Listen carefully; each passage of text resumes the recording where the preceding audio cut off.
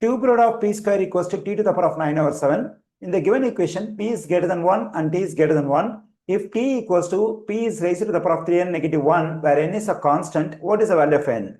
Okay, here we have the stuff that is t equals to p to the power of 3n negative 1. We can plug in this one for t over here in the given equation. Okay, let me do it. That is cube root of p square equals to. So for this t, we can plug in this stuff. Then we have p to the power of 3n negative 1 is raised to the power of 9 over 7.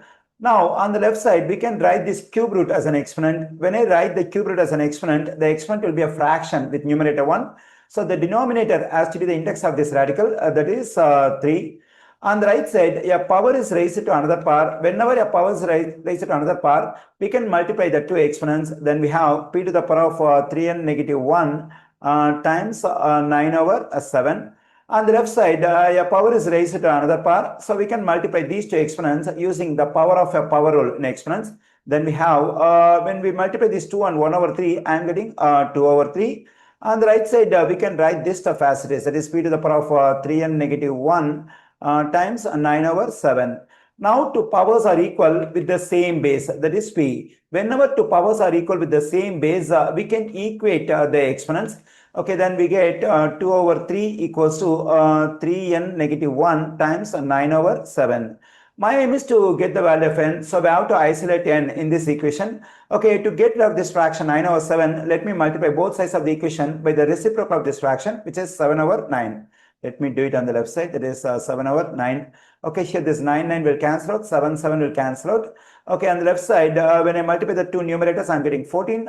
In denominator, I am getting 27, that is 9 times 3. So then we have 14 over 27 equals to 3n negative 1.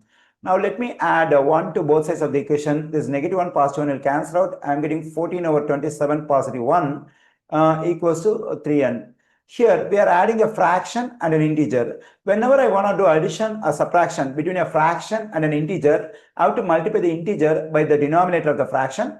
Once I am done with this multiplication, I can take this 27 as a common denominator. Okay, let me do it. 14 positive. 1 times 27 is 27. Now we can take 27 as a common denominator equals to 3n. Okay, when I add these two numbers, I am getting 41. So we get 41 over 27 on the left side. On the right side, we have 3n. Okay, now to get rid of this 3 which is multiplied by n, let's multiply both sides of the equation by 1 over 3.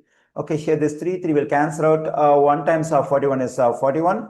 3 times 27 is 81. On the right side, we have n. Here I got the value of n. The value of n is 41 over 81.